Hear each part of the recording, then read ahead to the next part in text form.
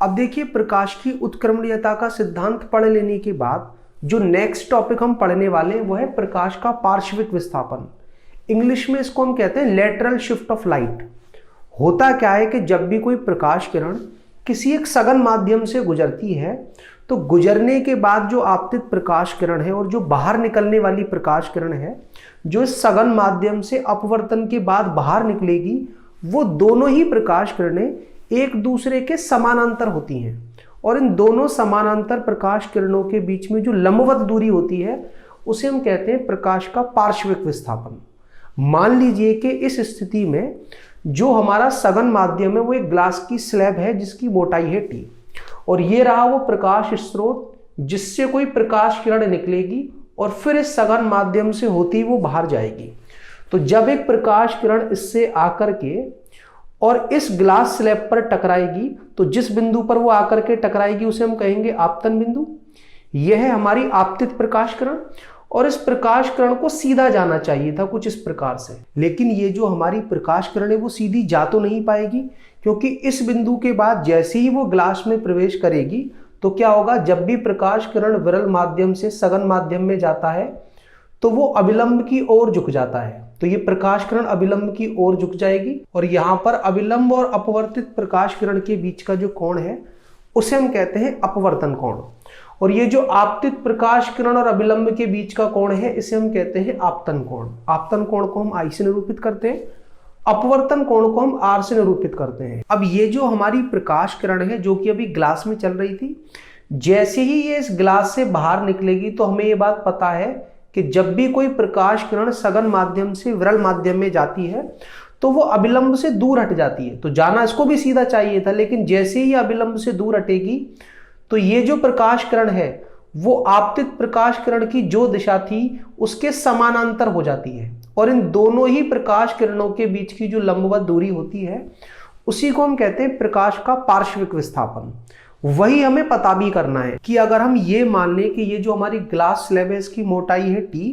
तो ये जो हमारा पार्श्विक विस्थापन है वो कितना होगा। तो मान लेते हैं कि सबसे पहले ये जो प्रकाश किरण है जो स्रोत से निकल करके ग्लास पर टकराती है वो जिस बिंदु पर आकर टकराई वो है A और फिर ये प्रकाश किरण इस ग्लास स्लैब में जब चल करके दूसरी सीमा पर पहुंचती है तो उस बिंदु को हम मान लेते हैं B और यहां बिंदु A से जो हमने अभिलंब बढ़ाया था आगे वो दूसरे फलक पर जाकर जहां काटता है उस बिंदु को हम मान लेते हैं C। और अगर बिंदु B से मैं आपतित प्रकाश किरण की जो दिशा थी उस पर एक अभिलंब डाल दूं या लंब डाल दूं तो जिस बिंदु पर वो जाकर के मिलेगा उसे मैं मान लेता हूं BD।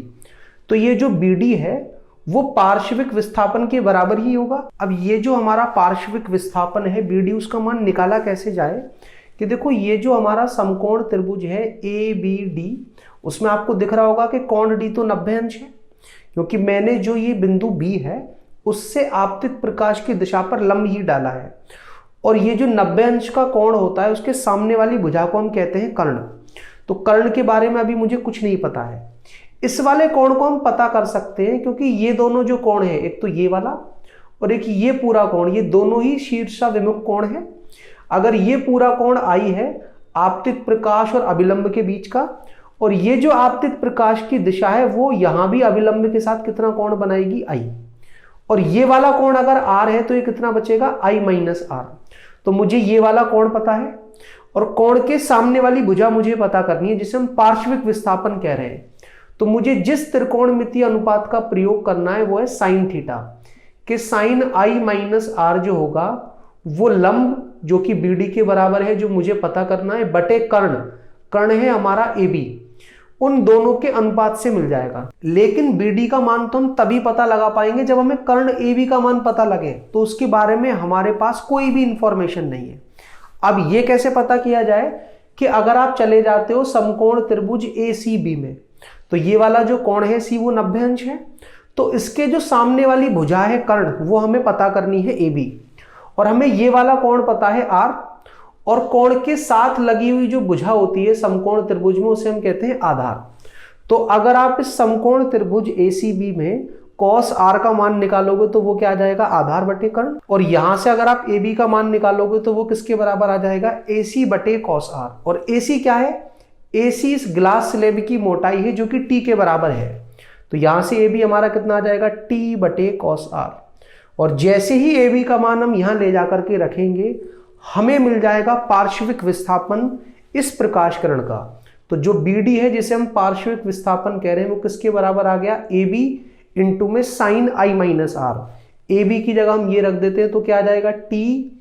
Sign I minus R, और बटे में क्या आएगा हमारा, कॉस आर। तो हो सकता है कि अगर आपको ग्लास स्लैब की मोटाई जो कि यहाँ टी है,